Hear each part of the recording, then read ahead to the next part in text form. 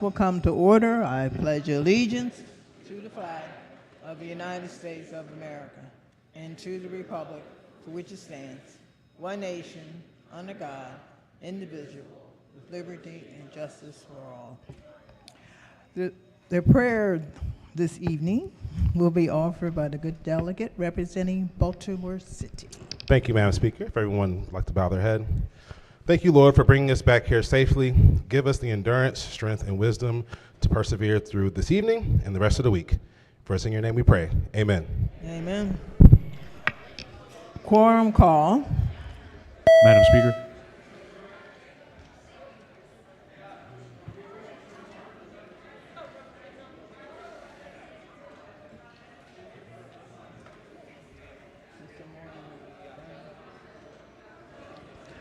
Has everyone recorded their presence? If so, the clerk will take the call.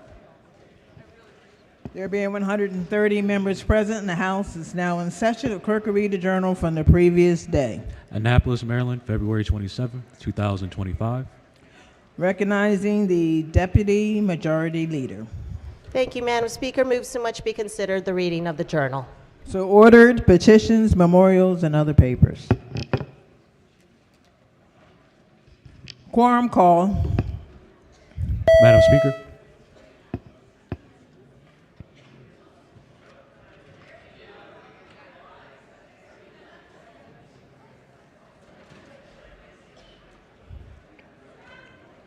Clerk will call the roll.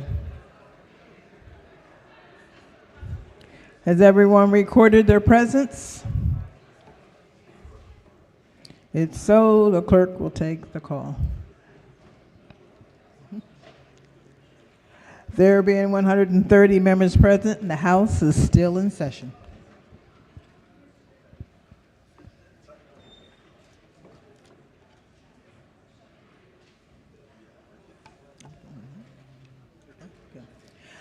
Calendar of third reading, House Bills number 35. Clerk will read the first bill. House Bill 75, Election Law Special Elections. It's on third reading and final passage. Is there any debate? If not, the clerk will call the roll. Madam Speaker.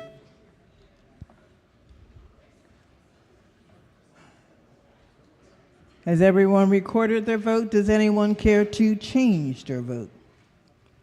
If not, the clerk will take the call. There being 126 votes in the affirmative, House Bill 75, having received a constitutional majority, is declared passed. Clerk will read the next bill. House Bill 286, Local Comprehensive Planning and State Economic Growth, Resource Protection, and Planning Policy, Planning Principles. It's on third reading and final passage. Is there any debate? If not, the clerk will call the roll. Madam Speaker. Has everyone recorded their vote? Does anyone care to change their vote? If not, the clerk will take the call. There being 96 votes in the affirmative, House Bill 286, having received a constitutional majority, is declared passed. Clerk will read the next bill.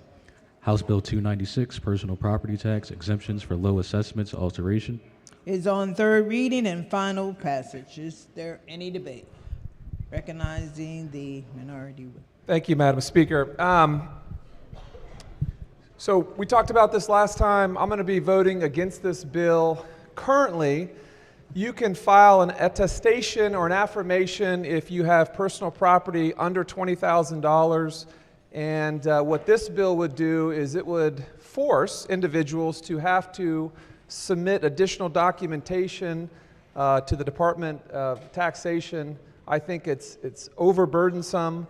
I don't know what the purpose of it is. Is it to try to catch people in a lie or to do an audit of their business? It's just completely, wholly unnecessary, and it's a very substantive bill. So for those reasons, I'll be voting red. Thank you. Floor Leader. Thank you, Madam Speaker. I just wanted to share with the body what this bill does again. This is just a requirement that upon request, individuals that that utilize the exemption for the business personal property under 20,000, that SSTAT could actually ask for evidence of that. And so this is really intended to ensure fairness in Maryland's tax system by eliminating a loophole that allows businesses to report no personal property without further question. So for that reason, I will be voting green and urge the body to vote green on this. Thank you. Okay. Is there any further debate? If not, the clerk will call the roll. Madam Speaker, Has everyone recorded their vote? Does anyone care to change their vote? If not, the clerk will take the call. There being 97 votes in the affirmative, House Bill 296, having received the constitutional majority, is declared passed. Clerk, read the next bill. House Bill 504, Excellence in Maryland Public Schools Act. It's on third reading and final passage. Is there any debate? Madam Speaker. Minority. Thank you, Madam Speaker. This bill, I believe, was a well-intentioned effort, and I say that in all good faith, of Governor Moore and his administration to confront a reality that we will all likely have to confront, which is that the aspirations and the goals enacted several years ago in the piece of legislation, sort of the seminal piece of legislation that we refer to as the blueprint, cannot be achieved with our current funding and our current revenue streams and our current economy. It is a Mercedes education plan. It is an education plan at the highest classification of plans. It involves very, very significant levels of spending. It involves a lot of high quality ideas. I personally appreciate additional spending on special education. I think there's merit, at least to the idea, and we have to look at the details of implementation of community schools. I think that teachers and educators certainly need a fair ability through a salary process to stay incentivized to stay in their profession. But we have the aspirations that are way up here of what we're going to spend and what we're going to do and how great we're going to be in public education. But our results are usually about here, middle of the pack, sometimes below. Our results don't match our spending, and our spending doesn't match our economy, which is also around here. We don't have a Mercedes economy in the state of Maryland, and it's not just a function of the last 30 or 40 or 50 days. We didn't have a Mercedes or a Lamborghini or a Maserati or a Tesla, the superstar Tesla. See, I know I picked someone's head up there. We don't have that type of economy in Maryland over the last several years, frankly, probably over the last decade or more. We have just a fair to middling economy, and we cannot continue to afford things. The bill was, I believe, as originally proposed by the governor. Didn't agree with everything in it, but it was a compromise to suggest we can, in future years, account for the realities that we will not have to spend as much. We'll amend, in particular, the collaborative time. And I just want to say this, I'm not against any teacher or educator that says I need more collaborative time. I just don't think that out of all 5 pillars of the blueprint and all the dozens and hundreds of ideas, that was the one that translated most to getting kids to do better in school. And that's what the blueprint should be about, period, full stop, getting kids to do better in school. Not about the adults, not about the bureaucrats, not about the thises and the that's and the funding formulas and the LEAs and the this and all the stuff we talk about.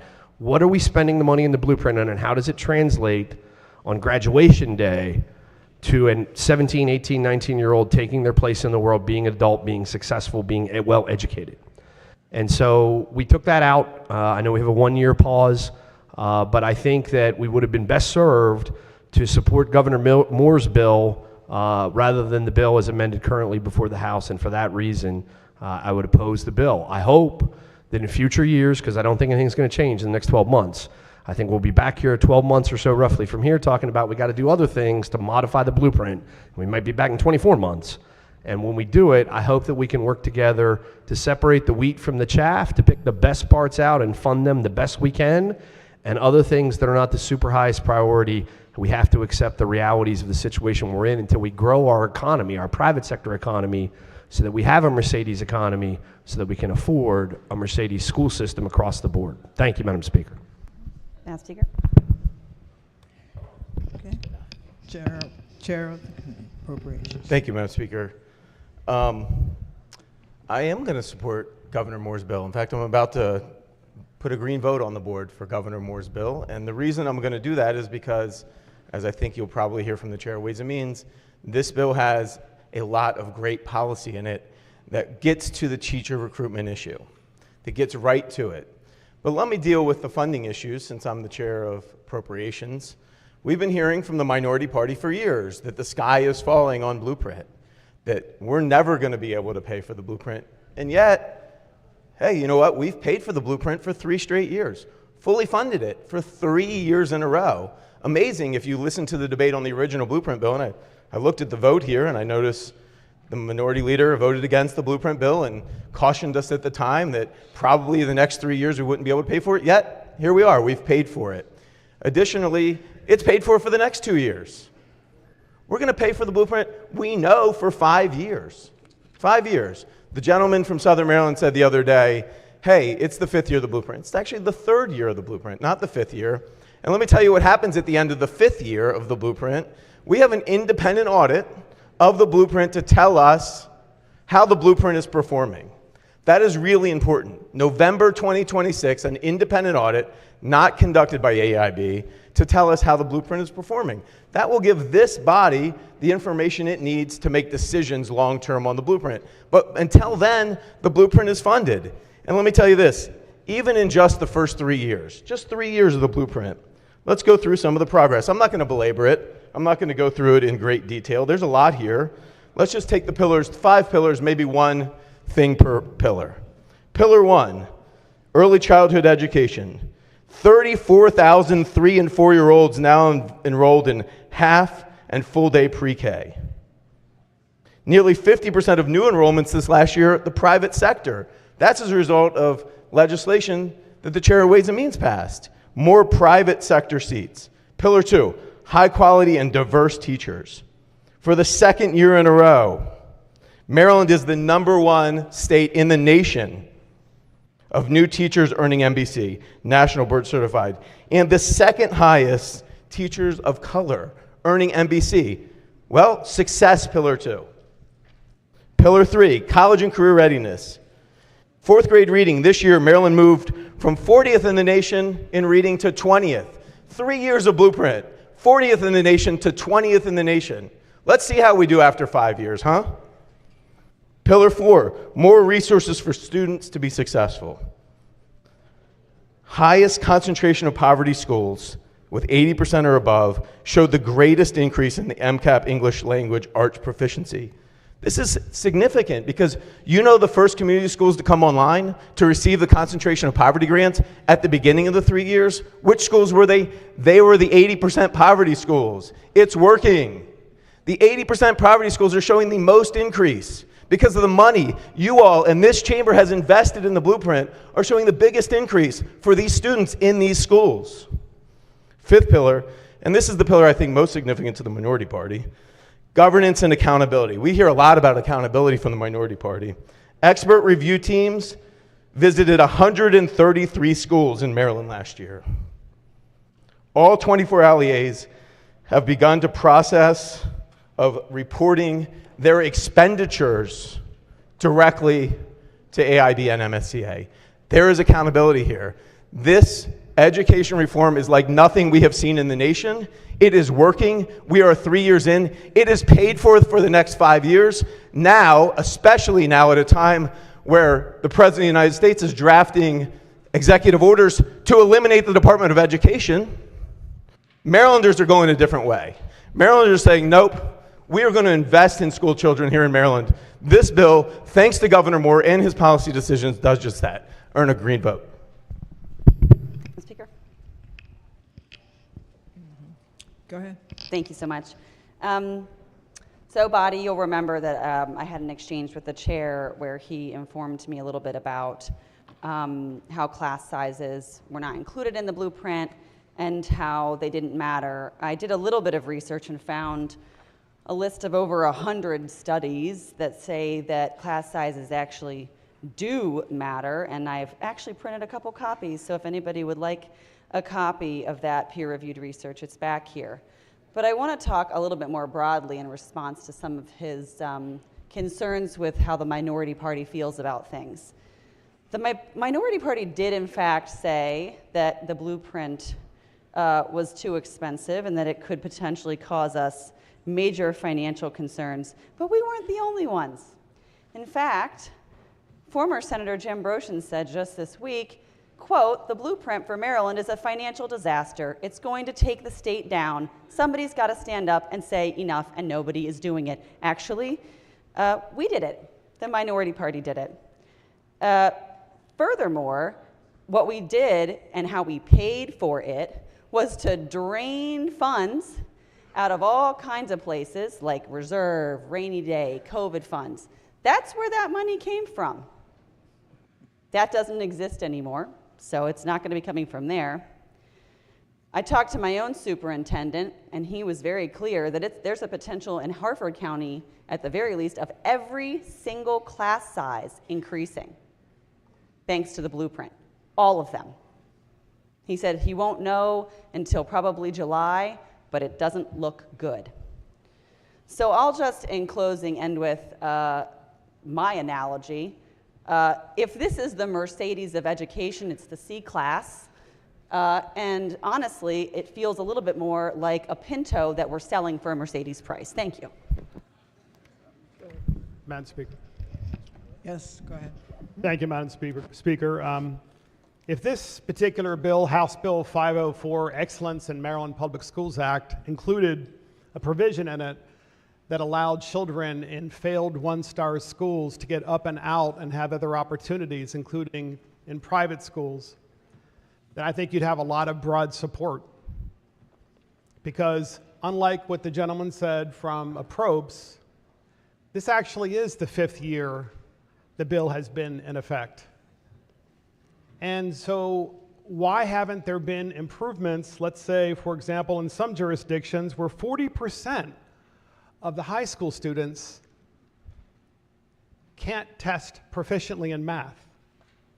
What kind of children are they going to turn into when they're adults? They graduate from high school and they're functionally illiterate in math or reading. So if this bill, House Bill 504, had that provision to let those students in those failed schools choose where they go to better options, no matter where that would be, yes, of course I would support it. But unfortunately, the same thing happens here in Annapolis year after year. We're hearing the majority party say they don't believe in competition in education. Imagine that. Competition is bad to the majority party. We can't have competition and show that some schools do better than others, whatever they may be.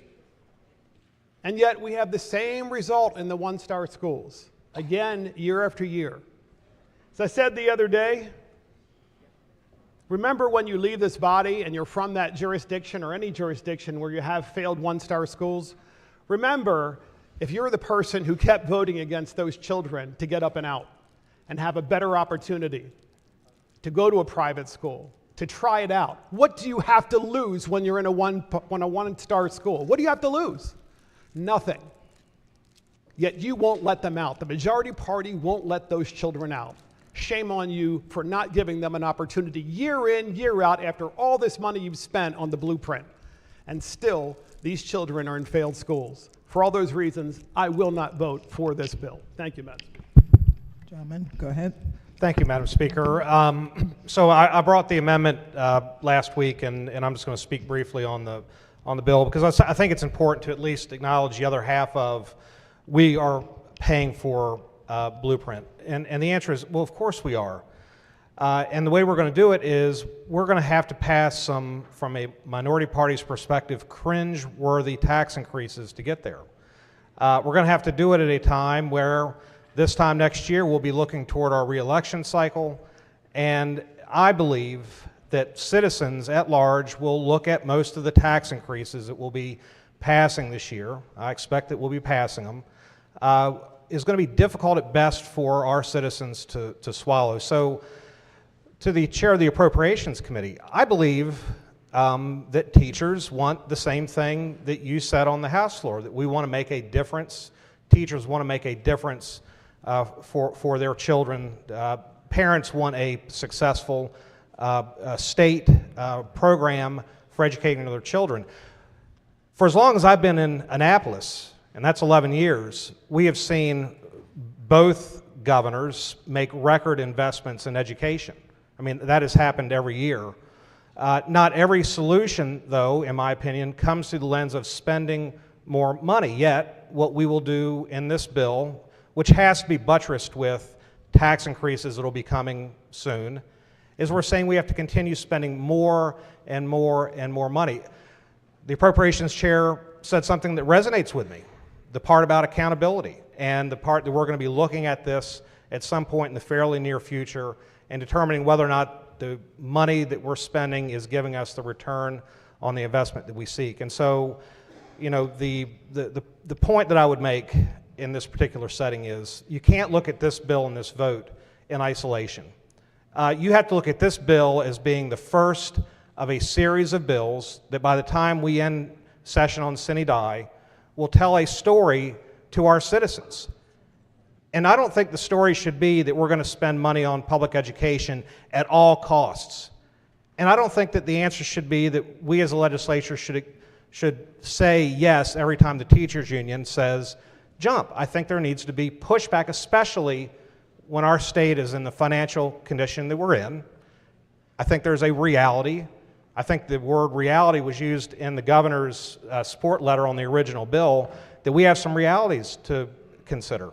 You know, one of those realities happened to be on this collaborative time, which is the biggest driver of the financial obligations that fall to the state and the counties. And the collaborative time, if you go by current law, each student is going to be worth $163 to the boards of education.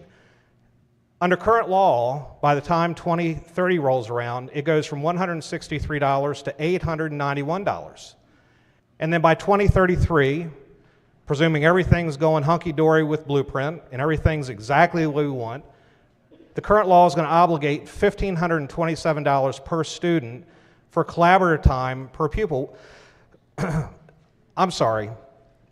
I don't think that money is just going to grow from the political tree at the State House.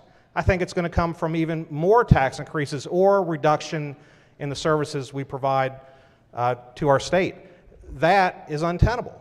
That is worth considering what the governor wrote, because I think the governor's saying in practice that I'm a statewide elected official, probably would like to get reelected, and if you're going to do Kerwin, if you're going to do Blueprint, the way that the legislature wants to do it, you're going to have to raise taxes at a time citizens are going to hold, you know, us accountable. The last comment that I'll make, Madam Speaker, is not only are we going to be talking about tax increases in the next week or so, think about each of the counties that have real concerns about unfunded mandates coming down from the state to the counties. I represent 4 counties on the Eastern Shore. Not one of them is happy with what they think is getting ready to happen, which means they are going to have to fund and pay for education that we're passing, that we're creating. And so it doesn't surprise me inherently that we have to find a way to raise taxes, to raise fees, to do all these things, because we as a legislature want to make this statement. All I'm saying in closing is that you can make this statement through a vote today. The statement we're making to the citizens tomorrow is that watch your taxes, because Martin O'Malley is getting ready to be shown how it gets done. I can tell you that Martin O'Malley and that administration, the way those taxes went up, the way those fees went up, you are going to have to at least do what our state did 10, 15 years ago.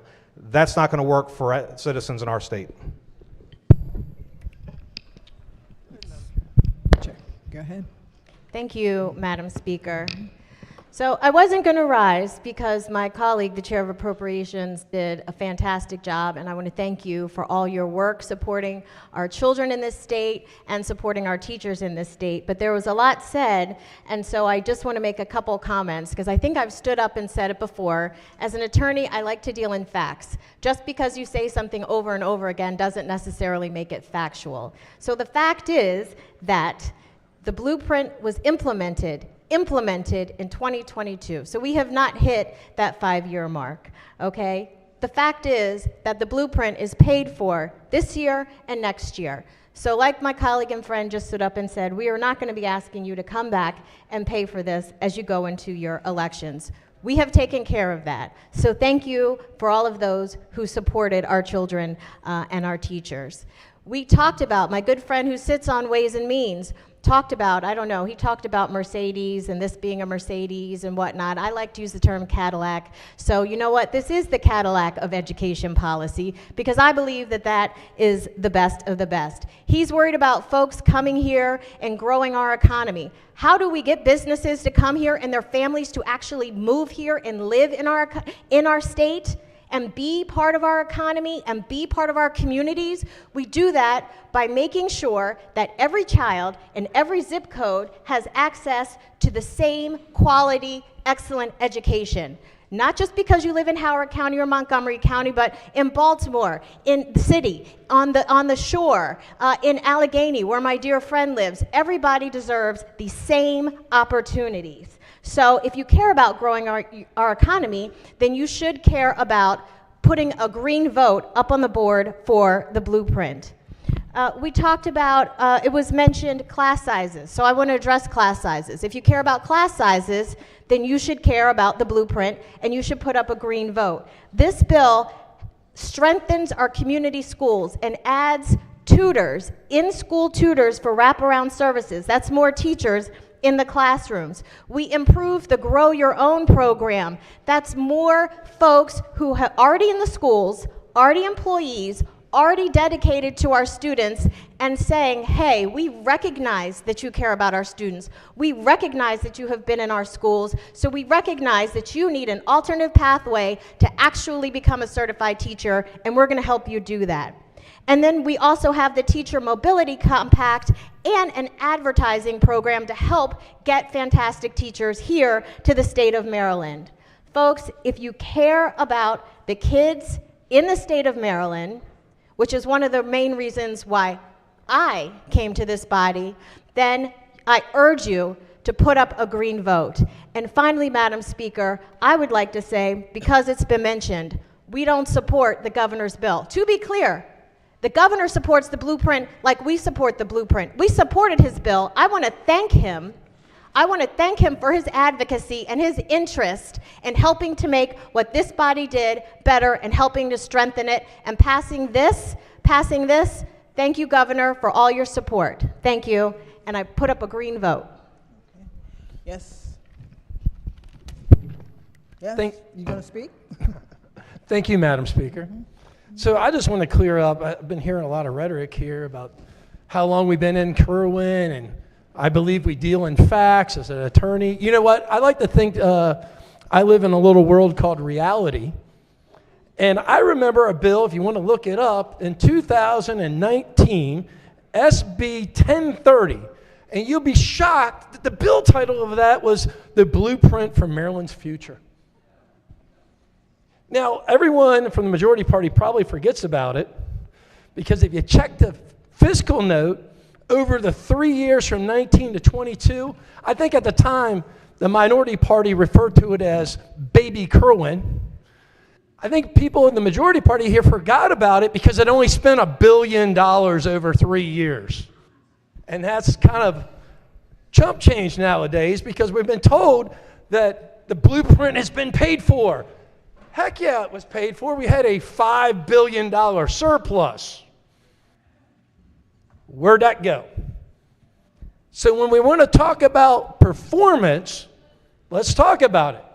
The Maryland assessment last year had the state assessment kids performed at 28% proficient in math, 48% proficient at reading. This is what we got for the amount of money 6 years into this program.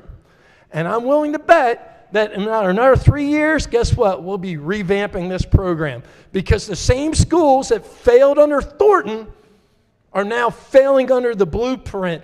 It's up to do something about it. The gentleman from Calvert had a very good amendment that actually took people and didn't lock them in their zip code and failing schools. We should honestly consider it. Thank you, Madam Speaker.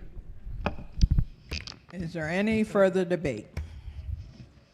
not, the clerk will call the roll. Madam Speaker,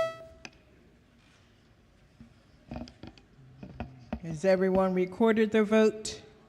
Does anyone care to change their vote?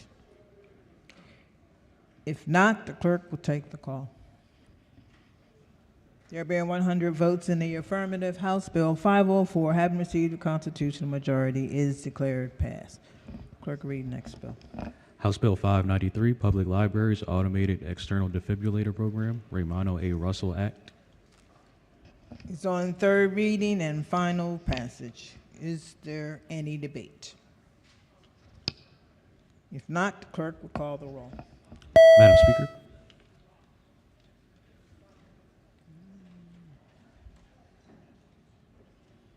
Has everyone recorded their vote? Does anyone care to change their vote? If not, the clerk will take the call. There being 139 votes in the affirmative, House Bill 593, having received a constitutional majority, is declared passed. Clerk will read the next bill.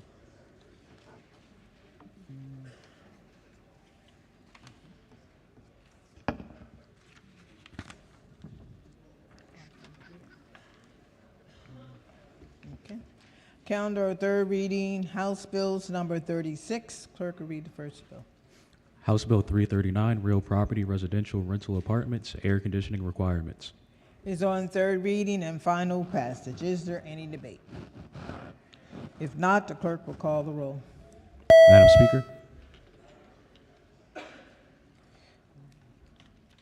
Has everyone recorded their vote? Does anyone care to change their vote? If not, the clerk will take the call. There being 101 votes in the affirmative, House Bill 339, having received a constitutional majority, is declared passed. Clerk will read the next bill. House Bill 389, Property Tax Daycare Centers, Child Care Homes, and Child Care Centers. Is on third reading and final passage. Is there any debate? If not, the clerk will call the roll. Madam Speaker,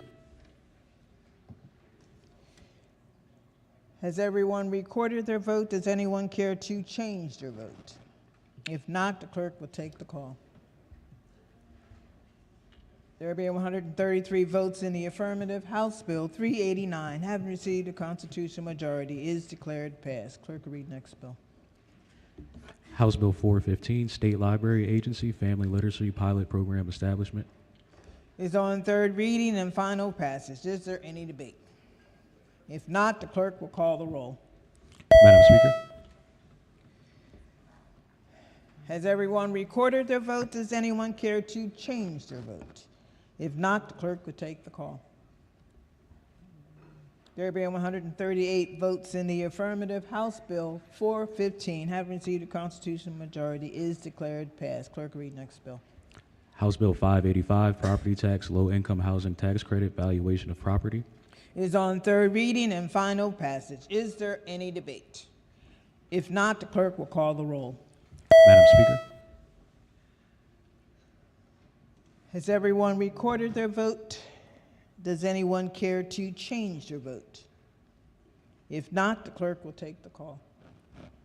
There being 137 votes in the affirmative, House Bill 585, having received a constitutional majority, is declared passed. Clerk will read next bill. House Bill 591, Statute of Limitations, Prosecution or Enforcement of Local Consumer Protection Codes. It's on third reading and final passage. Is there any debate? If not, the clerk will call the roll. Madam Speaker,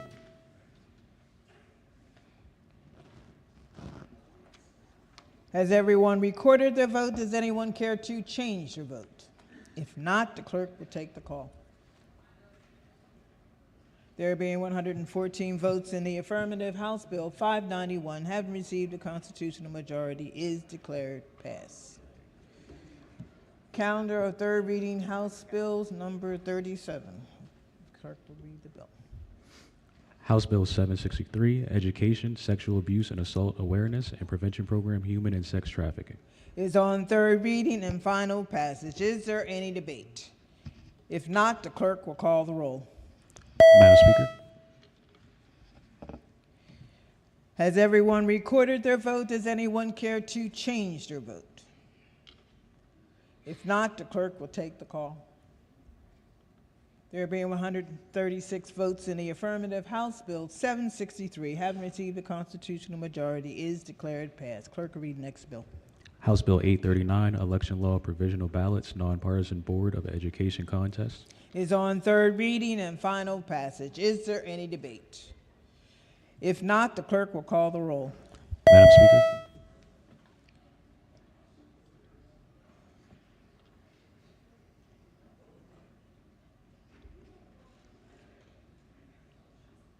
Has everyone recorded their vote? Does anyone care to change their vote? If not, the clerk will take the call. There being 128 votes in the affirmative, House Bill 839, having received a constitutional majority, is declared passed. Clerk will read the next bill. House Bill 1018, Financial Institutions, Conventional Home Mortgage Loans, Assumption and Required Disclosures. Is on third reading and final passage. Is there any debate? If not, the clerk will call the roll. Madam Speaker.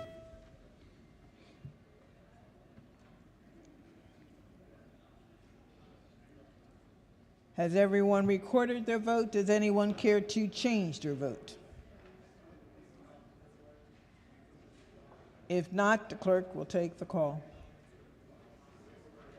There being 115 votes in the affirmative, House Bill 1018, having received a constitutional majority, is declared passed. Clerk will read the next bill. House Bill 1100, Public Health, Health Equity Dashboard. Is on third reading and final passage. Is there any debate? If not, the clerk will call the roll. Madam Speaker. Has everyone recorded their vote? Does anyone care to change their vote? If not, the clerk will take the call. There being 112 votes in the affirmative, House Bill 1100, having received a constitutional majority, is declared passed. Clerk will read the next bill. House Bill 1380, Healthcare Facilities, Hospitals, and Freestanding Birthing Centers, Perinatal Care Standards. Is on third reading and final passage. Is there any debate? If not, the clerk will call the roll. Madam Speaker.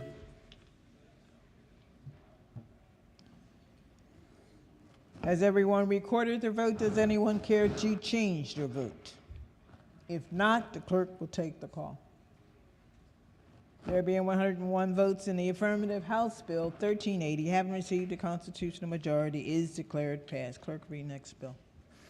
House Bill 1424, Catastrophic Event Account Federal Government Shutdown Employee Assistance Loan Fund, and Powers of the Attorney General Alterations Protect Our Federal Workers Act. Is on third reading and final passage. Is there any debate?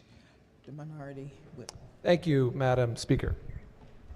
So I just wanted to correct something that I said last time, which was I did finally see the part about January 1st, that the bill would only go back to January 1st, although President Trump wasn't, inaugurated until the 20th, so there's 19 days of Joe Biden in there. But here's the situation. The Attorney General is already suing the Trump administration. So clearly he doesn't need 1.5 more million taxpayer dollars to continue suing the Trump administration over and over and over and over again. That money could be used elsewhere, maybe paying for the blueprint, for example. So for all those reasons, I'm going to be voting against this bill. The Attorney General's office doesn't need any more money. They're already suing the Trump administration. Thank you, Madam Speaker.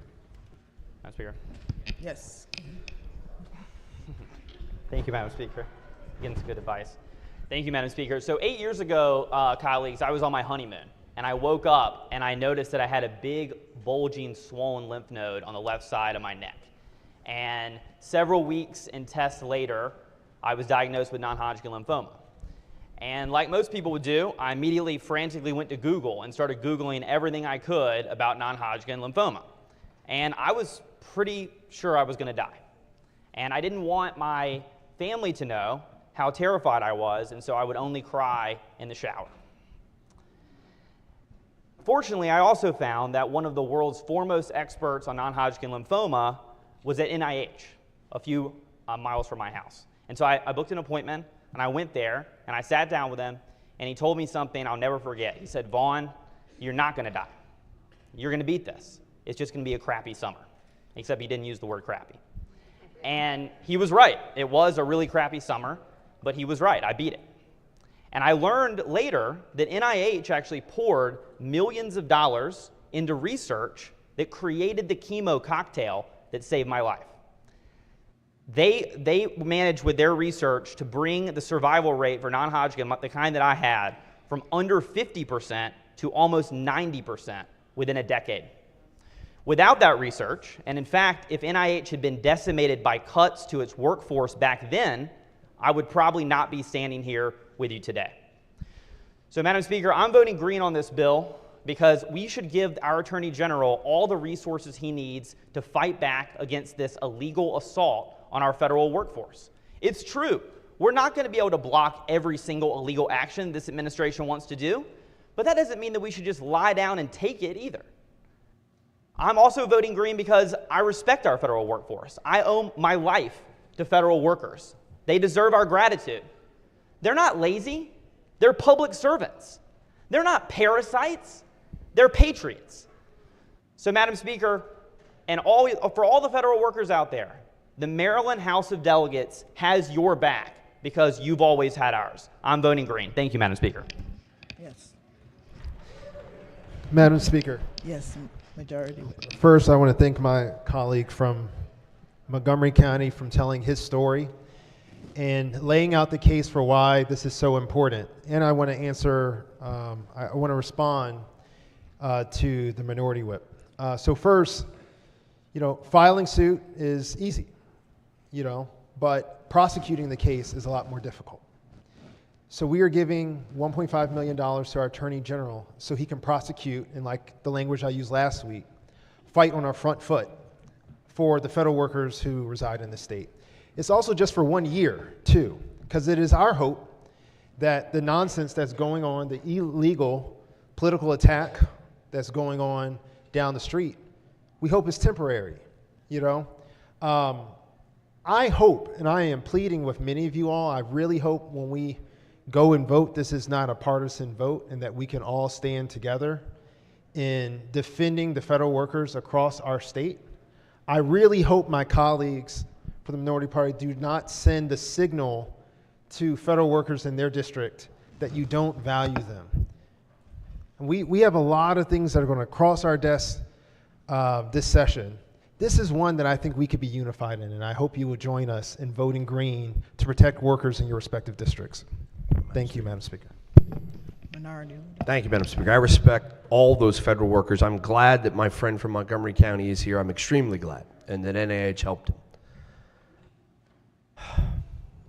We do not view federal workers as parasites. We do not. We respect them the same way I wish that people here would have respected the 730 men and women that lost their job at the Verso Paper Company because we eliminated the black liquor tax credit and they left. They had a job, they had families, same as all these people do. Attorney General didn't sue. We did it to them. I wish that we cared about the 100 people at the AES Warrior Run coal plant in Allegheny County who lost their job last year because we eliminated the Maryland coal tax credit and they closed and they're gone. And every person who lives in the city where I live, their water bills went up 25% this year. You know why? Because the AES coal power plant took so much of the water used for the city of Cumberland that they could afford to provide it for the other 20,000 people who live here, and now they can't because they closed and they're gone. And those people matter too. They matter just as much as somebody who works for the federal government in any county, including mine. I don't want to hear any more about we don't care. We do care. We got to care about everybody. Everybody. My colleague's point, I think, was very simple.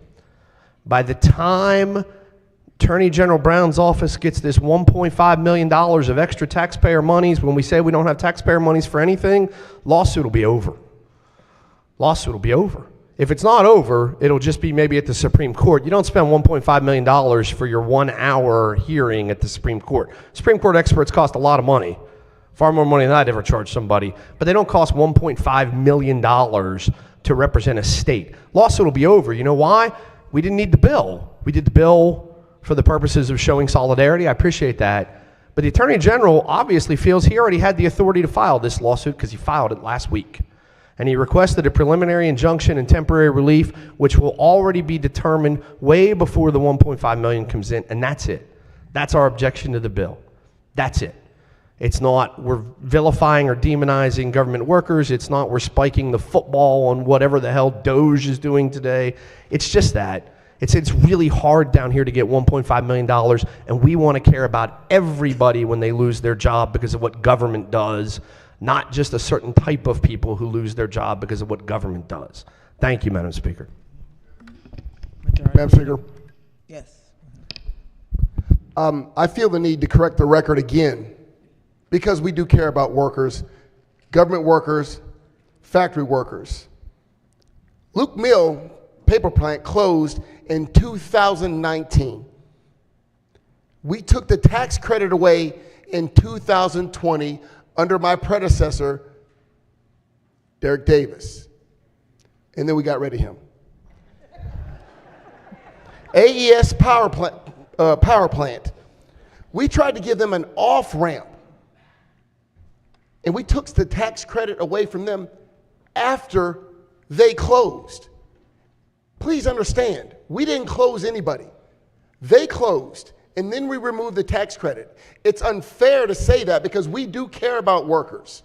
And to be clear, these workers who live in Maryland, when they get riffed, laid off, where are they going to get unemployment from if they work in Maryland?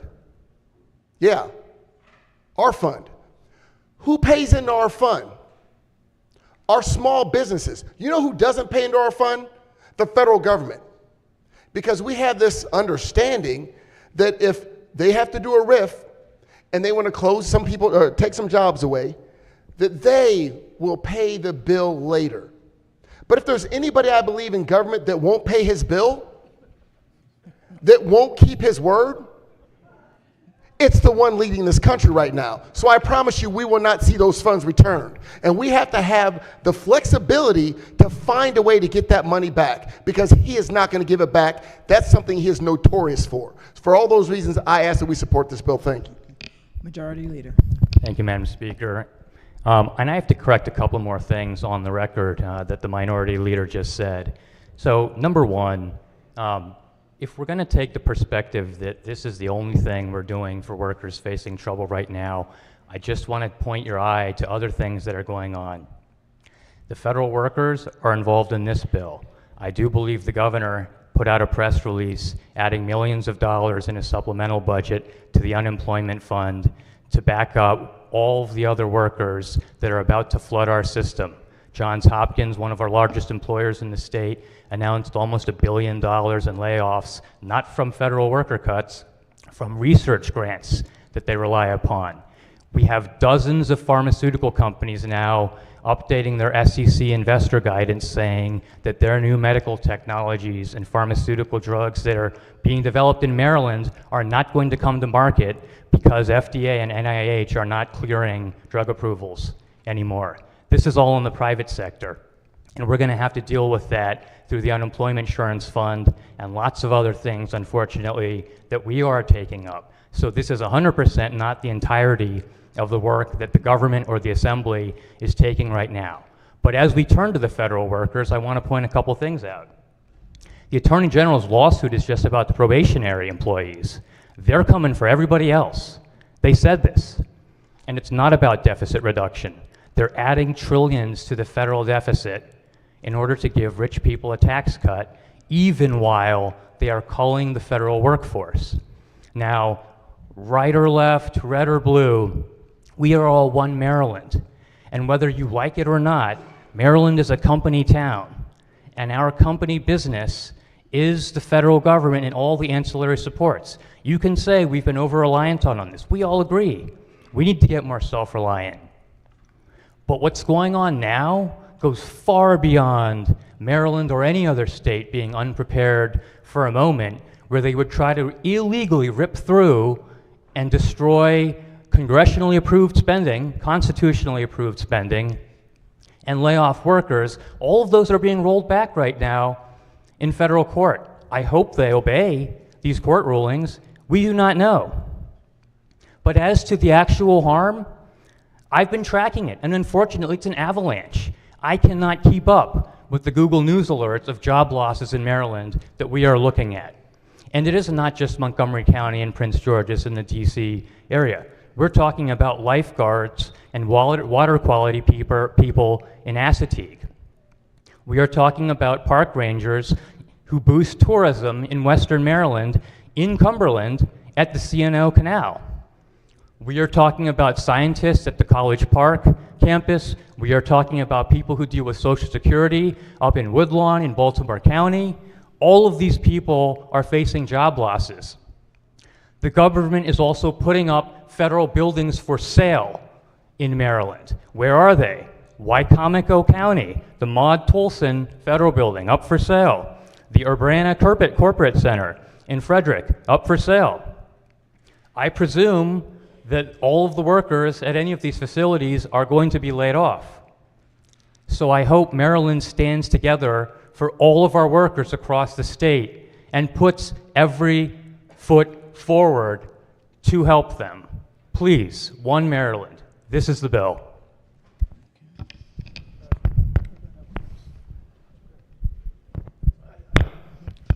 Gentleman from the Eastern Shore. Thank you, Madam Speaker. There's a lot of fact-checking going on tonight. I guess the one statement that the minority leader said that wasn't questioned or wasn't fact-checked was the idea that, that by the time the AG gets this money, this case is already going to be settled. And that should be a good enough reason to not vote for this bill, because that's really what it comes down to be quite honest. I hear the merits, I hear all the reasons why we're doing it, why we're going to sue the government and all that, but at the end of the day, we're spending $1.5 million on a suit that's already going to be settled, and it shouldn't be spent anyhow, and for that reason, I'll be voting right on the bill. Gentleman from Baltimore County. Thank you, Madam Speaker. I actually agree with the majority leader on a point. The deficit spending is continuing, and maybe one day Republicans will learn how to vote no on the spending. But I wanted to talk briefly about the crux of the problem that I don't think we've talked about. In fiscal year 2024, federal spending accounted for 24% of the nation's gross domestic product. The debt service accounted for 16% of the federal budget. The military accounted for 13% of the federal budget. So what that means is the government has grown to a rate where we're actually paying more on debt service than we're paying for our military. Now, the interest of my district, historically anyway, has been manufacturing. I think manufacturing served the Baltimore region and my district, District 6, very well for a long time. That really provided upward mobility for everyone. We will never be able to rebuild that if we have a government that is consuming anything. And the basic premise, the foundation, the one principle that we should all think about is as the government grows, the private sector shrinks. And that happens because there's only so many percent in 100%. So if all of our dollars are being sucked up by the federal government, how does the private sector grow? Now, there is a way they can print the money, but we all feel the repercussions of that. So this trimming of the federal government will have to happen. No country has survived GDP levels at this level. No country has survived skyrocketing debt and debt service that we're seeing right now. So I wanted to talk a little bit about the basic premise about why this is happening.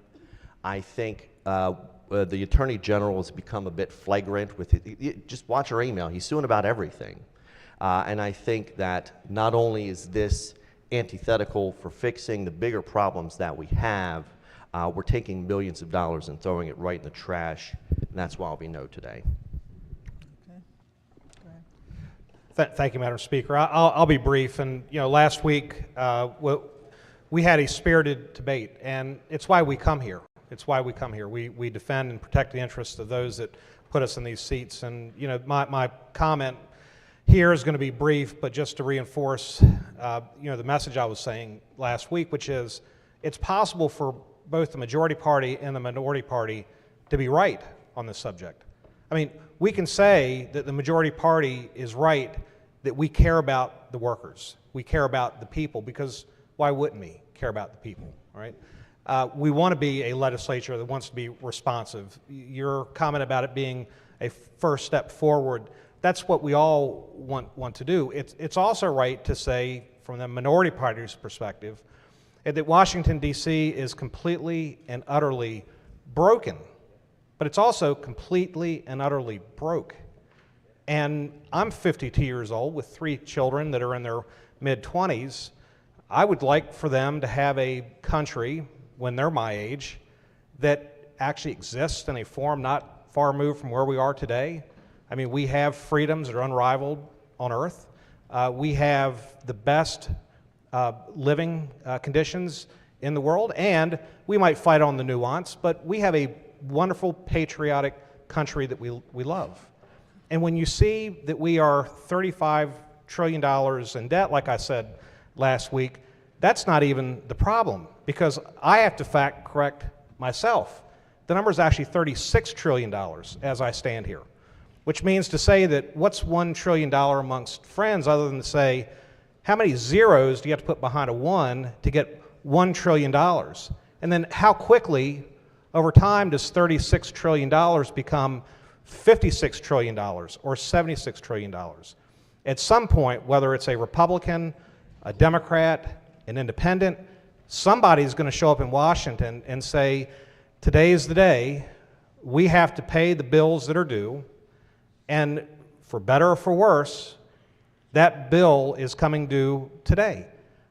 I think that we are right as a country to say we cannot reconcile our social programs and social good by spending money that we don't have, and in essence printing it as a purpose of continuing so the citizens think that we're doing them a favor by continuing all these programs. At some point, you can't print enough money, and at some point, government can't provide everything to everyone all the time. So on the bill, because you're probably asking why I'm standing on the bill, it simply comes down to a bill like this. Does it really help the majority party and the minority party come together to create solutions for our citizens? I don't think so, and that's why I'm going to vote no on the bill. I do think that what it does is it hands money to the Attorney General that really doesn't resolve the issue at hand, ultimately, which is our country is in a difficult spot. I think we can all reconcile ourselves to that fact, and we probably should for the next handful of years, because I don't think it's going to get much better over time. So, Madam Speaker, I'm going to go vote against the bill, but let's work together, both in practice but on the floor, as we talk about the closing days of session, that we are here for all the people. We do care. Minority Whip. Thank you, Madam Speaker. I don't want to belabor it, but You will. if Maryland is a company town, the federal government ain't the company. The number one industry in this state is agriculture. And every year, it's like a 90-day assault on our agricultural community and its workers. Tomorrow, the General Assembly is going to hear a bill that's a full-on assault on small businesses. How many Fortune 500 companies have left our state? Matter of fact, last year, 200,000 people left Maryland. You know why? Take a guess. I didn't hear anybody talking about that. Yeah, I didn't hear the AG talking about what are we going to do about all these people that keep leaving our state. As a son of a federal employee, as a son of a mother who has stage 3 cancer, to my friend from Montgomery County, and my mother-in-law has stage 4 cancer, I get it. These are important things. But the reality is, to the minority leader's point, there's a lot of folks in this state that we don't seem to care about. We don't care about the small business community. We don't care about the farmers who overwhelmingly make up the workforce of this state. So it's a 90-day assault on those two industries, but yet the federal government, 7.3% of our workforce, very important. I represent a lot of federal workers, son of a federal worker. We're racking in millions of dollars to sue on their behalf. It almost seems more political than actually effective. And the fact that the AG is suing already on their behalf, that's the issue that we have. It's not about caring for our federal workers. We do. We care about every single person in our district, but it's frustrating for us to constantly hear about the full-on assaults of every other worker in the state, but yet we're racking in millions of dollars all of a sudden because Trump got elected. And by the way, the guy got elected because of a lot of these policies. So don't forget that. So that being said, I'm going to be voting against this, the son of a federal worker and the son of somebody who has cancer. Thank you, Madam Speaker. Are you standing up? Yes. Go ahead. Thank you, Madam Speaker. I find it interesting that we're mentioning our country's deficit to the tune of trillions while also neglecting how we got to trillions of dollars in debt. And I'm not going to spend much time, but it's 2 failed Republican wars, tax credits, and now we're trillions of dollars in debt. And whether you like it or not, we cannot divorce ourselves from the actions of the federal government. Maryland houses its #2 jurisdiction for federal workers. We are drastically impacted by the actions of who is in control in Washington, D.C. And there's a right way to do something, and then there's a reckless way to do something. And right now, Republicans have empowered an unelected neo-Nazi with no security clearance,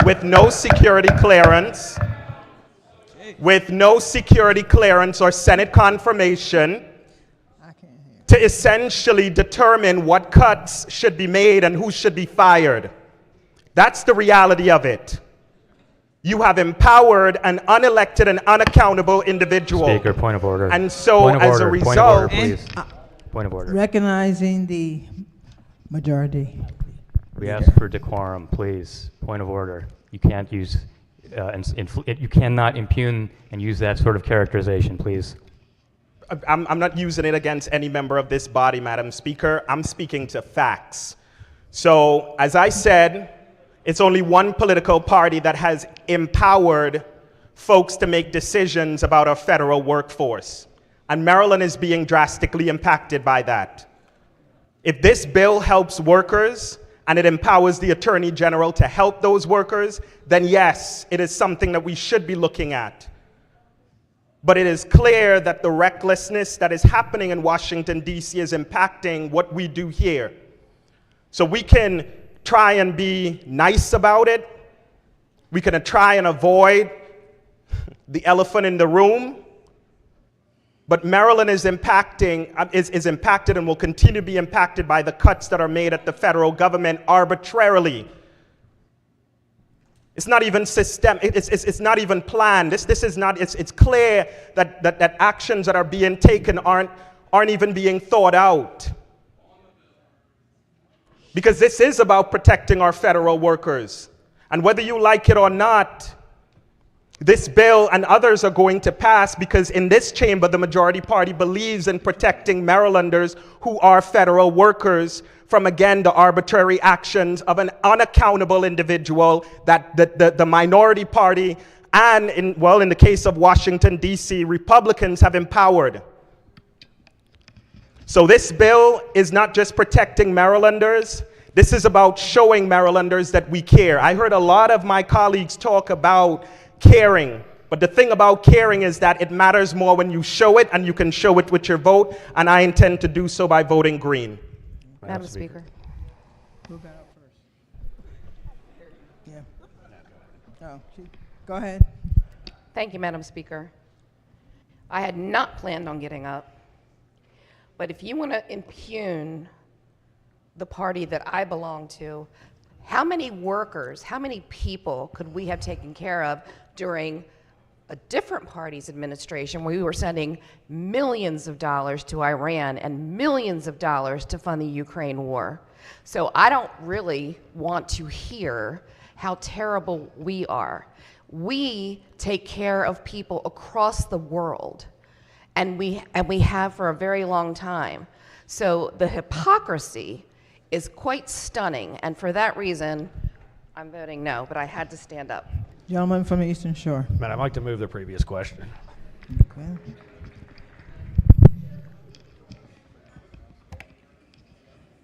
Question for the House is the previous question. All those in favor signify by saying aye. Oppose? One no. The ayes have it. Okay. Huh? Okay. All right. House Bill 1424 is on third reading and final passage. Clerk will call the roll. Madam Speaker. Has everyone recorded their vote? Does anyone care to change their vote? If not, the clerk will take the call. There being 103 votes in the affirmative, House Bill 1424, having received a constitutional majority, is declared passed. Madam Speaker, I'd like to change my vote on HB 1018 from red to green, please. Can you bring the slip up? Okay. Calendar of third reading, House bills. Yes. I'd like to change my vote on 736 to yay. Thank you. Speaker. Yes. Vote change House Bill 591 from yay to nay. Thank you. Yes. Vote change House Bill 1100 to red. Anybody else? Okay. Calendar of third reading, House Bill number 38. Clerk will read the first bill. House Bill 54, Health Services Cost Review Commission, User Fee Assessment, Repeal of Sunset. Is on third reading and final passage. Is there any debate? If not, the clerk will call the roll. Madam Speaker. Has everyone recorded their vote? Does anyone care to change their vote? If not, the clerk will take the call. There being 131 votes in the affirmative, House Bill 54, having received a constitutional majority, is declared passed. Clerk will read the next bill. House Bill 89, Criminal Law Crimes Relating to Animals, Conviction and Sentencing. Is on third reading and final passage. Is there any debate? If not, the clerk will call the roll. Madam Speaker. Has everyone recorded their vote? Does anyone care to change their vote? If not, the clerk will take the call. There being 138 votes in the affirmative, House Bill 89, having received a constitutional majority, is declared passed. Clerk will read the next bill. House Bill 193, Uninsured Employers Fund, Additional Assessment on Awards and Settlements Amount. Is on third reading and final passage. Is there any debate? If not, the clerk will call the roll. Madam Speaker. Has everyone recorded their vote? Does anyone care to change their vote? If not, the clerk will take the call. There being 101 votes in the affirmative, House Bill 193, having received a constitutional majority, is declared passed. Clerk will read the next bill. House Bill 222, Public Safety, Fuel, Gas Piping Systems, and Corrugated Stainless Steel Tubing, Prohibitions and Study. Is on third reading and final passage. Is there any debate? If not, the clerk will call the roll. Madam Speaker. Has everyone recorded their vote? Does anyone care to change their vote? If not, the clerk will take the call. There being 127 votes in the affirmative, House Bill 222, having received a constitutional majority, is declared passed. Clerk will read the next bill. House Bill 228, Maryland Veterans Trust, Assistance to Members of the Maryland National Guard. Is on third reading and final passage. Is there any debate? If not, the clerk will call the roll. Madam Speaker. Has everyone recorded their vote? Does anyone care to change their vote? If not, the clerk will take the call. There being 138 votes in the affirmative, House Bill 228, having received a constitutional majority, is declared passed. Clerk will read the next bill. House Bill 420, Education and Health, Emergency Use Epinephrine Alterations. Is on third reading and final passage. Is there any debate? If not, the clerk will call the roll. Madam Speaker. Has everyone recorded their vote? Does anyone care to change their vote? If not, the clerk will take the call. There being 138 votes in the affirmative, House Bill 420, having received the constitutional majority, is declared passed. Madam Speaker. Yes. Vote change on HB 389. I want to be in the green. Thank you. Any other vote changes? Okay. Not. Calendar of third reading, House Bills number 39. The clerk will read the first bill. House Bill 114, Pesticide and Pest Control Revisions to Pesticide Applicators Law and Repeal of Obsolete Provisions. Is on third reading and final passage. Is there any debate? If not, the clerk will call the roll. Madam Speaker. Has everyone recorded their vote? Does anyone care to change their vote? If not, the clerk will take the call. There being 107 votes in the affirmative, House Bill 114, having received a constitutional majority, is declared passed. Clerk will read next bill. House Bill 159, Arbitration Reform for State Employees Act of 2025. Is on third reading and final passage. Is there any debate? If not, the clerk will call the roll. Madam Speaker. Has everyone recorded their vote? Does anyone care to change their vote? If not, the clerk will take the call. There being 101 votes in the affirmative, House Bill 159, having received the constitutional majority, is declared passed. Clerk will read next bill. House Bill 426, Election Law, Post-Election Tabulation Audits, Risk Limiting Audits. Is on third reading and final passage. Is there any debate? If not, the clerk will call the roll. Madam Speaker. Has everyone recorded their vote? Does anyone care to change their vote? If not, the clerk will take the call. There being 128 votes in the affirmative, House Bill 426, having received the constitutional majority, is declared passed. Clerk will read the next bill. House Bill 469, Local Government, Annapolis and Anne Arundel County, Conference and Visitors Bureau Designation. Is on third reading and final passage. Is there any debate? If not, the clerk will call the roll. Madam Speaker. Has everyone recorded their vote? Does anyone care to change their vote? Clerk will take the call. There being 138 votes in the affirmative, House Bill 469, having received the constitutional majority, is declared passed. Clerk will read next bill. House Bill 602, State Board of Nursing, Advanced Practice Nursing Licensure and Specialty Certification, Reciprocity Discussions, Maryland Board of States Advanced Practice Nursing Act. Is on third reading and final passage. Is there any debate? If not, the clerk will call the roll.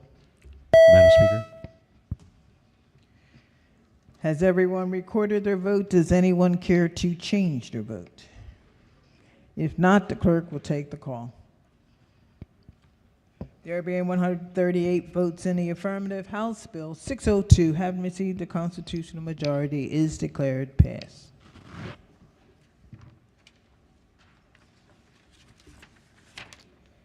Calendar of third reading, House Bills number 40. Clerk will read the first bill. House Bill 230, Maryland Public Ethics Law, Training and Financial Disclosure Requirements Revisions. It's on third reading and final passage. Is there any debate? If not, the clerk will call the roll. Madam Speaker. Has everyone recorded their vote? Does anyone care to change their vote? If not, the clerk will take the call.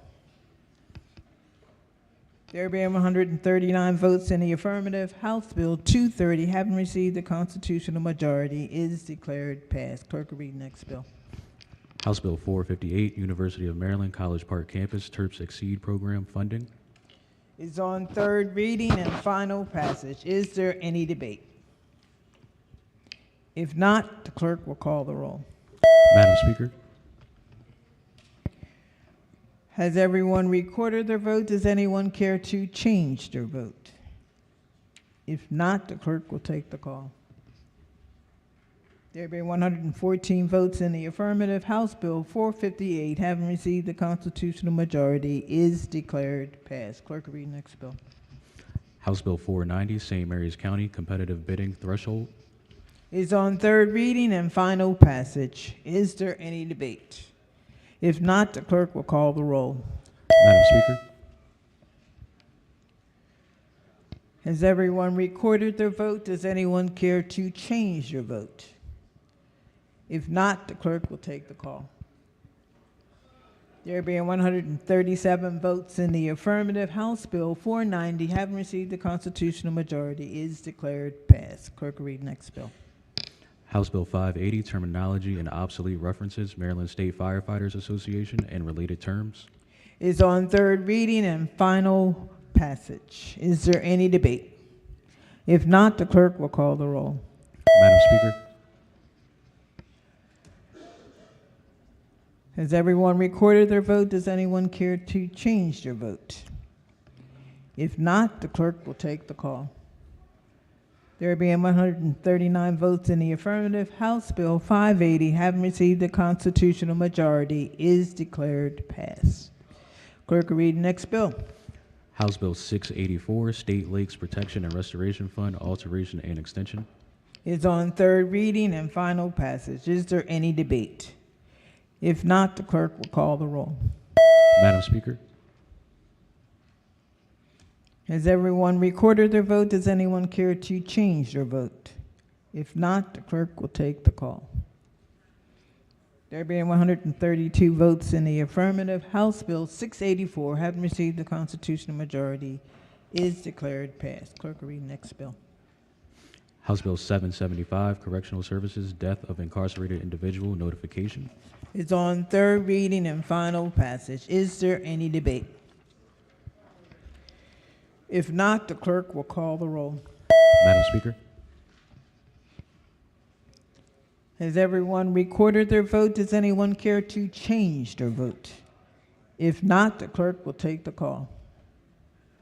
There being 139 votes in the affirmative, House Bill 775, having received the constitutional majority, is declared passed. Madam Speaker, Yes. vote change on House Bill 490 from nay to yea. Yes. Madam Speaker, vote change on 458 from nay to yea. Thank you, Madam Speaker. Vote change on HB 684 from green to red. Thank you, Madam Speaker. Vote change on House Bill 426 from green to red.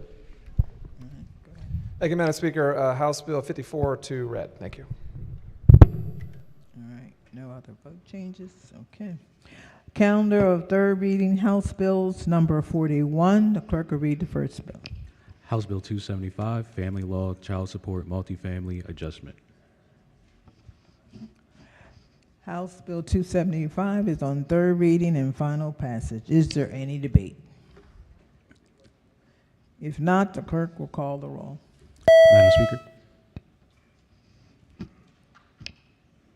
Has everyone recorded their vote? Does anyone care to change their vote? If not, the clerk will take the call. There being 137 votes in the affirmative, House Bill 275, having received the constitutional majority, is declared passed. Clerk, read next bill. House Bill 527, Maryland Transit Administration, Purple Line, Free Ridership and Promotional Materials and Services. Is on third reading and final passage. Is there any debate? If not, the clerk will call the roll. Madam Speaker, Has everyone recorded their vote? Does anyone care to change their vote? If not, the clerk will take the call. There being 103 votes in the affirmative, House Bill 527, having received the constitutional majority, is declared passed. Clerk will read next bill. House Bill 542, Adult Protective Services, Investigations and Disclosure of Information. It's on third reading and final passage. Is there any debate? If not, the clerk will call the roll. Madam Speaker, Has everyone recorded their vote? Does anyone care to change their vote? If not, the clerk will take the call. There being 139 votes in the affirmative, House Bill 542, having received the constitutional majority, is declared passed. Clerk will read next bill. House Bill 592, Prohibited Possession of Firearms, Assisted Outpatient Treatment Respondents. It's on third reading and final passage. Is there any debate? If not, the clerk will call the roll. Madam Speaker, Has everyone recorded their vote? Does anyone care to change your vote? If not, the clerk will take the call. There being 98 votes in the affirmative, House Bill 592, having received the constitutional majority, is declared passed. Clerk will read next bill. House Bill 718, Maryland Health Insurance Coverage Protection Commission established. Is on third reading and final passage. Is there any debate? If not, the clerk will call the roll. Madam Speaker, Has everyone recorded their vote? Does anyone care to change their vote? If not, the clerk will take the call.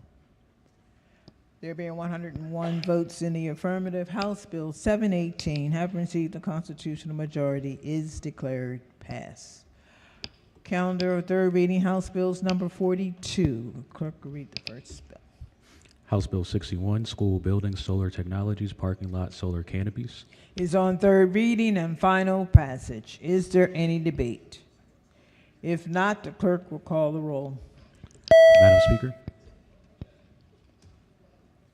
Has everyone recorded their vote? Does anyone care to change their vote? If not, the clerk will take the call. There being 117 votes in the affirmative, House Bill 61, having received the constitutional majority, is declared passed. Clerk will read next bill. House Bill 237, General Assembly Vacancy, Political Party Central Committees Procedures. Is on third reading and final passage. Is there any debate? If not, the clerk will call the roll. Madam Speaker, Has everyone recorded their vote? Does anyone care to change their vote? If not, the clerk will take the call. There being 138 votes in the affirmative, House Bill 237, having received the constitutional majority, is declared passed. Clerk will read next bill. House Bill 372, Prince George's Gateway, Development Authority Sunset Repeal. It's on third reading and final passage. Is there any debate? If not, the clerk will call the roll.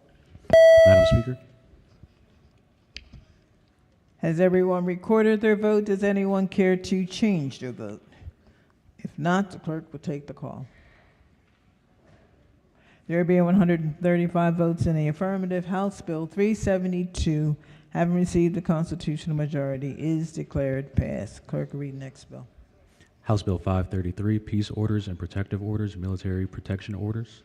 Is on third reading and final passage. Is there any debate? If not, the clerk will call the roll. Madam Speaker,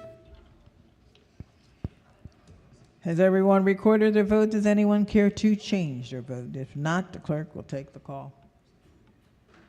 There being 139 votes in the affirmative, House Bill 533, having received the constitutional majority, is declared passed. Clerk will read next bill. House Bill 664, Health Occupations, Licensed Direct Entry Midwives, Disciplinary Actions. It's on third reading and final passage. Is there any debate? If not, the clerk will call the roll. Madam Speaker, Has everyone recorded their vote? Does anyone care to change their vote? If not, the clerk will take the call. There being 139 votes in the affirmative, House Bill 664, having received the constitutional majority, is declared passed. Calendar of third reading, House Bills number 43. The clerk will read the first bill. House Bill 59, Property Tax, Tax Sales Revisions. It's on third reading and final passage. Is there any debate? If not, the clerk will call the roll. Madam Speaker, Has everyone recorded their vote? Does anyone care to change their vote? If not, the clerk will take the call. There being 139 votes in the affirmative, House Bill 59, having received the constitutional majority, is declared passed. Clerk, read next bill. House Bill 865, Catastrophic Event Account, Transfer of Funds, State Disaster Recovery Fund. Is on third reading and final passage. Is there any debate? If not, the clerk will call the roll. Madam Speaker, Has everyone recorded their vote? Does anyone care to change their vote? If not, the clerk will take the call. There being 138 votes in the affirmative, House Bill 865, having received a constitutional majority, is declared passed. Clerk will read next bill. House Bill 920, Institutions of Post-Secondary Education Institutional Debt Report. Is on third reading and final passage. Is there any debate? If not, the clerk will call the roll. Madam Speaker, Has everyone recorded their vote? Does anyone care to change their vote? If not, the clerk will take the call. There being 133 votes in the affirmative, House Bill 920, having received a constitutional majority, is declared passed. Clerk will read next bill. House Bill 974, Health Insurance Preventative Services Enforcement Authority. Is on third reading and final passage. Is there any debate? If not, the clerk will call the roll. Madam Speaker, Has everyone recorded their vote? Does anyone care to change their vote? If not, the clerk will take the call. There being 101 votes in the affirmative, House Bill 974, having received a constitutional majority, is declared passed. Clerk will read the next bill. House Bill 984, Public Utilities Electric Cooperatives Rate Proceedings. Is on third reading and final passage. Is there any debate? If not, the clerk will call the roll. Madam Speaker, Has everyone recorded their vote? Does anyone care to change their vote? If not, the clerk will take the call. There being 107 votes in the affirmative, House Bill 984, having received the constitutional majority, is declared passed. Clerk will read next bill. House Bill 1065, Prince George's County Board of Appeals membership. Is on third reading and final passage. Is there any debate? If not, the clerk will call the roll. Madam Speaker, Has everyone recorded their vote? Does anyone care to change their vote? If not, the clerk will take the call. There being 138 votes in the affirmative, House Bill 1065, having received a constitutional majority, is declared passed. Madam Speaker, Yes? my button did not work. If I could be recorded for HB 865 in the green. Thank you. Yes? Madam Speaker, my hand was slow. I didn't vote on 920, and I want to be recorded yay. Thank you. Don't forget to get the slips up. Yes? House Bill 984 to our green. All right. Any other vote changes? Okay. Calendar of third reading, House Bills number 44. Clerk will read the first bill. House Bill 259, Public Safety Statewide DNA Database System, DNA Collection and Penalties Alterations. Is on third reading and final passage. Is there any debate? If not, the clerk will call the roll. Madam Speaker, Has everyone recorded their vote? Does anyone care to change their vote? If not, the clerk will take the call. There being 138 votes in the affirmative, House Bill 259, having received a constitutional majority, is declared passed. Clerk will read next bill. House Bill 596, Education Dependent Children of Service Members Advanced Enrollment Procedures. Is on third reading and final passage. Is there any debate? If not, the clerk will call the roll. Madam Speaker, Has everyone recorded their vote? Does anyone care to change their vote? If not, the clerk will take the call. There being 138 votes in the affirmative, House Bill 596, having received a constitutional majority, is declared passed. Clerk will read next bill. House Bill 675, Public Safety Rape Kit Testing Tracking Program and Grant Fund. Is on third reading and final passage. Is there any debate? Madam Speaker, I just had Yes. just had a quick question. Some Madam clarification. Speaker. Thank you. Yes, I do plan on supporting the bill. I just wanted to make sure with the expansions and changes that we're doing, and I know that there was $4 million cut from the governor's budget in this because we heard about it, a lot of it from the BRFA. Will there be funding? I just want to make sure there'll be funding to provide for the bill. Thank you for the question, and yes, it is already appropriated. Thank you. Is there any further debate? If not, the clerk will call the roll. Madam Speaker, Has everyone recorded their vote? Does anyone care to change their vote? If not, the clerk will take the call. There being 136 votes in the affirmative, House Bill 675, having received the constitutional majority, is declared passed. Clerk will read the next bill. House Bill 814, Department of Juvenile Services Report on Youth Service Bureaus. Is on third reading and final passage. Is there any debate? If not, the clerk will call the roll. Madam Speaker, Has everyone recorded their vote? Does anyone care to change their vote? If not, the clerk will take the call. There being 138 votes in the affirmative, House Bill 814, having received a constitutional majority, is declared passed. Clerk will read the next bill.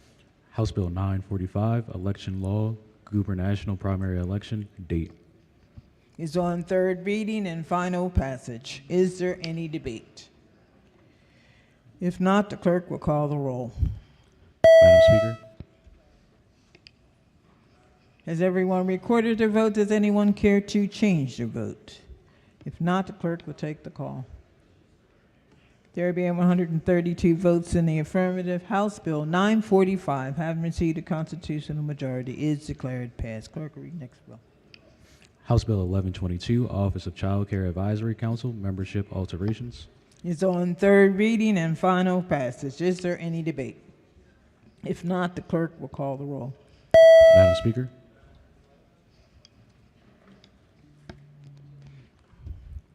Has everyone recorded their vote? Does anyone care to change their vote? If not, the clerk will take the call. There being 137 votes in the affirmative, House Bill 1122, having received the constitutional majority, is declared passed. Clerk will read the next bill.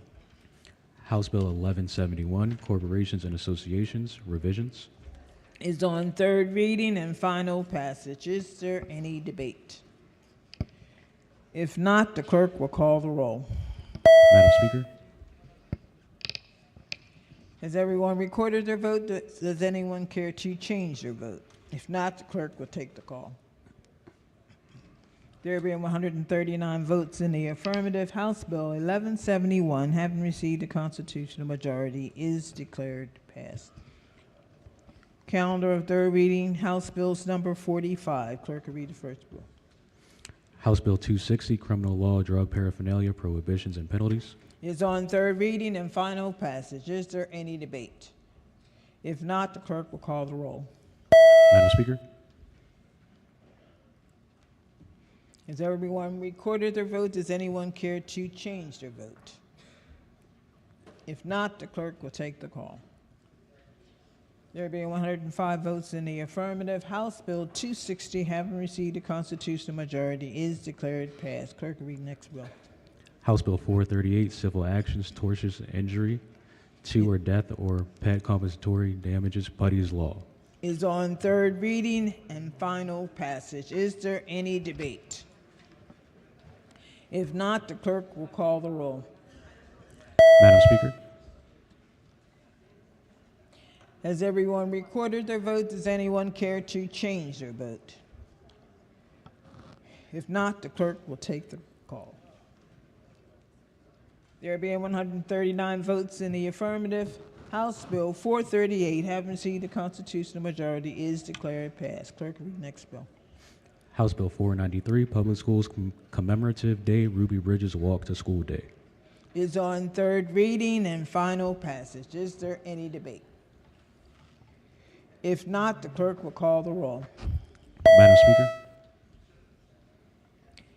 Has everyone recorded their vote? Does anyone care to change their vote? If not, the clerk will take the call. There being 132 votes in the affirmative, House Bill 493, having received a constitutional majority, is declared passed. Clerk, read next bill. House Bill 694, Public Schools, Individuals with Disabilities, Accessibility, and Emergency Planning. So, is on third reading and final passage. Is there any debate? If not, the clerk will call the roll. Madam Speaker, Has everyone recorded their vote? Does anyone care to change their vote? If not, the clerk will take the call. There being 138 votes in the affirmative, House Bill 694, having received a constitutional majority, is declared passed. Clerk will read next bill. House Bill 785, Common Ownership Communities and Zoning Authorities, Operation of Family Child Care Homes Limitations. Is on third reading and final passage. Is there any debate? If not, the clerk will call the roll. Madam Speaker, Has everyone recorded their vote? Does anyone care to change their vote? If not, the clerk will take the call. There being 99 votes in the affirmative, House Bill 785, having received a constitutional majority, is declared passed. Clerk will read next bill. House Bill 1063, Washington Suburban Sanitary Commission, Design and Construction, Alternative Project Delivery, and Solicitation Methods.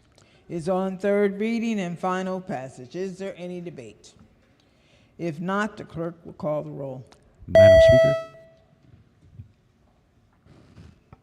Has everyone recorded their vote? Does anyone care to change their vote? If not, the clerk will take the call. There being 137 votes in the affirmative, House Bill 1063, having received a constitutional majority, is declared passed. Clerk will read next bill. House Bill 1128, Land Bank Authorities, Powers and Authority. Is on third reading and final passage. Is there any debate? If not, the clerk will call the roll. Madam Speaker, Has everyone recorded their vote? Does anyone care to change their vote? If not, the clerk will take the call. There being 100 votes in the affirmative, House Bill 1128, having received the constitutional majority, is declared passed. Calendar of third reading, House Bills number 46. Clerk will read the first bill. House Bill 390, Affordable Housing Payment in Lieu of Taxes Expansion Act. Is on third reading and final passage. Is there any debate? If not, the clerk will call the roll. Madam Speaker, Has everyone recorded their vote? Does anyone care to change their vote? If not, the clerk will take the call. There being 100 votes in the affirmative, House Bill 390, having received a constitutional majority, is declared passed. Clerk will read next bill. House Bill 491, St. Mary's County Metropolitan Commission, Discontinuance of Service. Is on third reading and final passage. Is there any debate? If not, the clerk will call the roll. Madam Speaker, Has everyone recorded their vote? Does anyone care to change their vote? If not, the clerk will take the call. There being 137 votes in the affirmative, House Bill 491, having received a constitutional majority, is declared passed. Clerk will read next bill. House Bill 643, Higher Education, Janet L. Hoffman Loan Assistance for Payment Program Eligibility. Is on third reading and final passage. Is there any debate? If not, the clerk will call the roll. Madam Speaker, Has everyone recorded their vote? Does anyone care to change their vote? If not, the clerk will take the call. There being 134 votes in the affirmative, House Bill 643, having received a constitutional majority, is declared passed. Clerk will read next bill. House Bill 723, State Board of Dental Examiners, applicants licensed or certified in another state. Is on third reading and final passage. Is there any debate? If not, the clerk will call the roll. Madam Speaker, Has everyone recorded their vote? Does anyone care to change their vote? If not, the clerk will take the call. There being 138 votes in the affirmative, House Bill 723 is having received a constitutional majority is declared passed. Clerk will read next bill. House Bill 917, Corporations and Associations, Maryland Securities Act, filing fees. Is on third reading and final passage. Is there any debate? If not, the clerk will call the roll. Madam Speaker, Has everyone recorded their vote? Does anyone care to change their vote? If not, the clerk will take the call. There being 99 votes in the affirmative, House Bill 917, having received a constitutional majority, is declared passed. Clerk, read next bill. House Bill 956, Consumer Protection Work Group on Artificial Intelligence Implementation. Is on third reading and final passage. Is there any debate? If not, the clerk will call the roll. Madam Speaker, Has everyone recorded their vote? Does anyone care to change their vote? If not, the clerk will take the call. There being 138 votes in the affirmative, House Bill 956, having received the constitutional majority, is declared passed. Clerk, read next bill. House Bill 970, Health Insurance, Insulin Prohibition on Step Therapy or Fail First Protocols. Is on third reading and final passage. Is there any debate? If not, the clerk will call the roll. Madam Speaker, Has everyone recorded their vote? Does anyone care to change their vote? If not, the clerk will take the call. There being 137 votes in the affirmative, House Bill 970, having received a constitutional majority, is declared passed. Clerk will read next. Ma'am. Vote change? Yes, ma'am. I'm May I- calling on you. Okay, Vote- thank is you. a vote change? House Bill 54, I'd like to be recorded in the green, please. Thank you.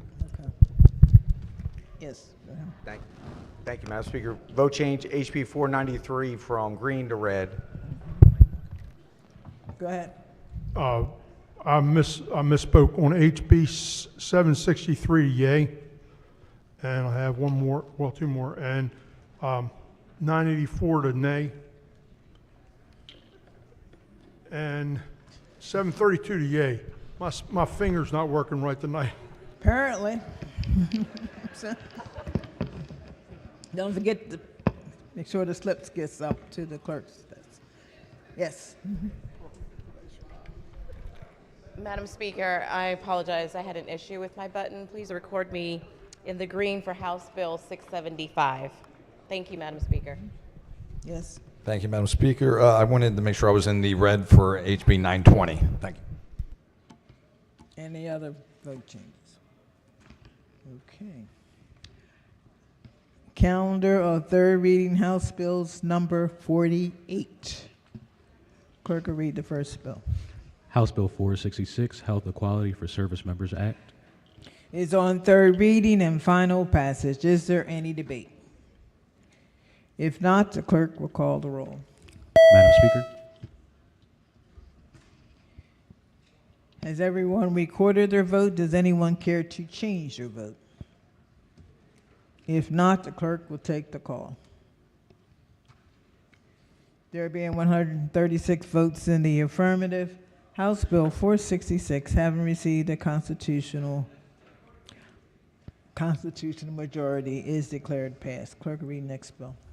House Bill 477, State Department of Education, Family Child Care Homes and Child Care Centers, Regulatory Analysis. Is on third reading and final passage. Is there any debate? If not, the clerk will call the roll. Madam Speaker,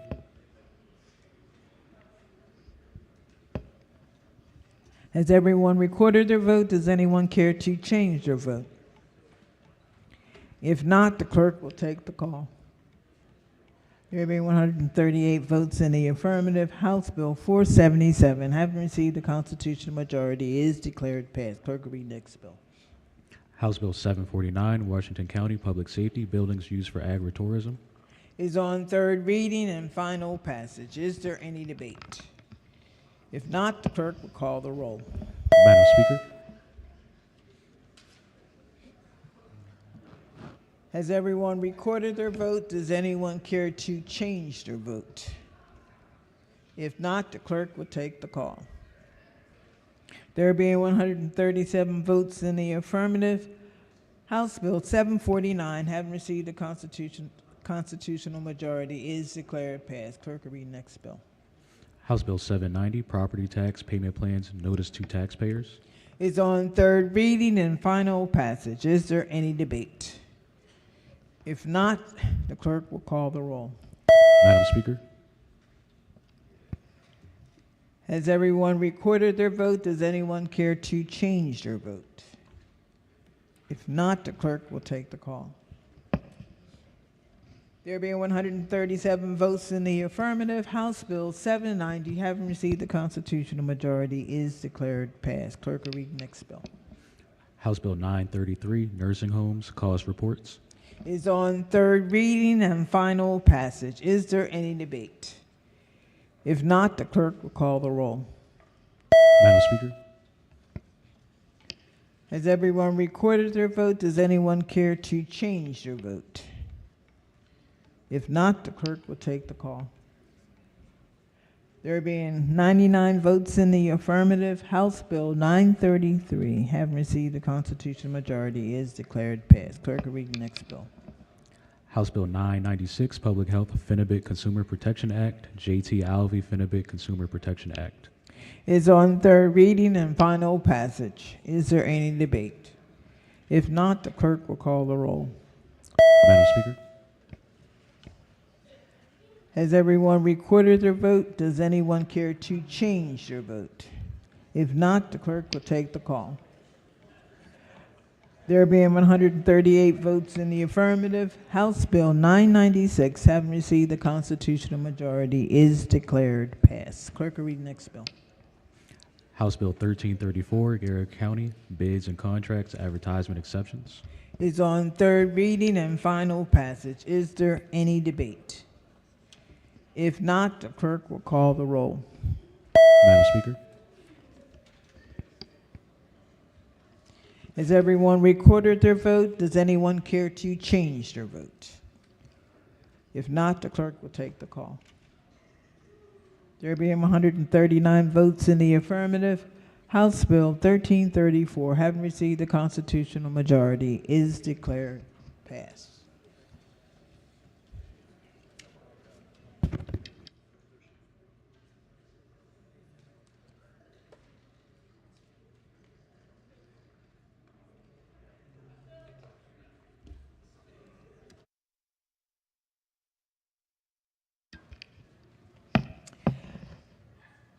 I know you're disappointed, but that ends the work at the desk.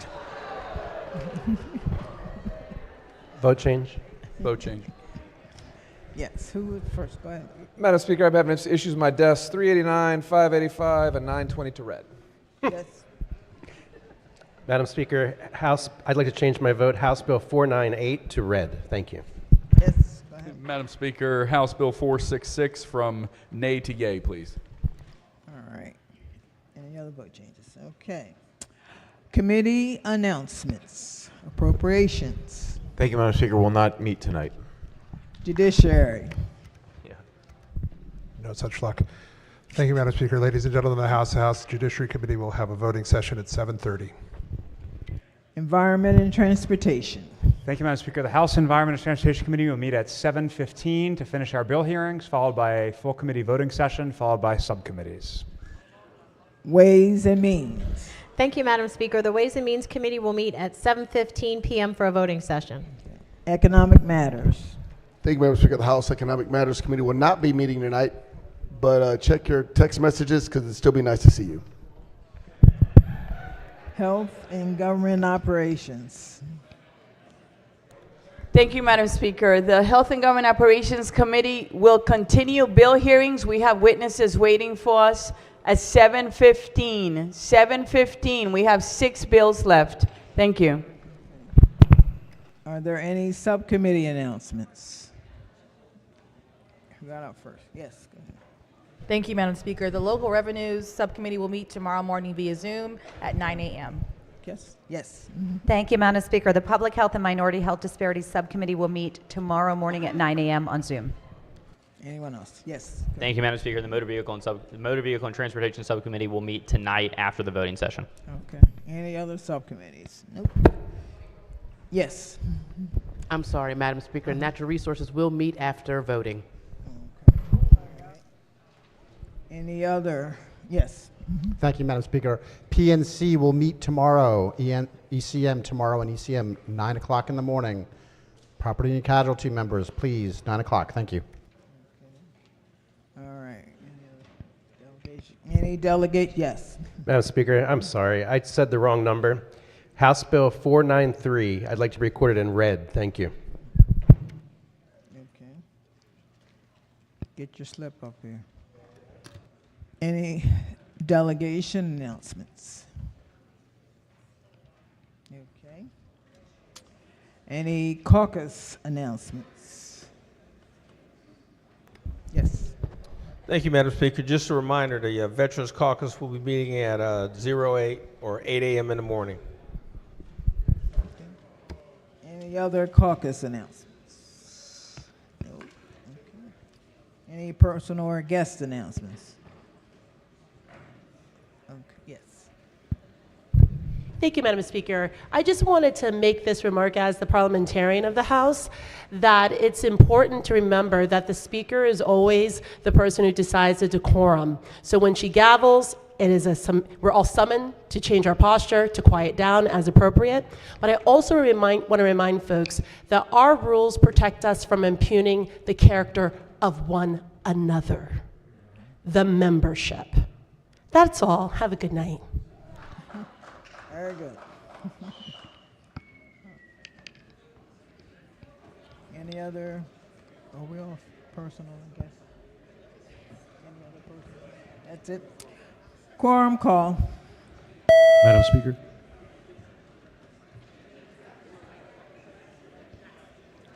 Has everyone recorded their presence? The clerk will take the call. There being 138 members present, the House is still in session. Recognizing the majority leader. Recognizing the majority leader. Thank you, Madam Speaker.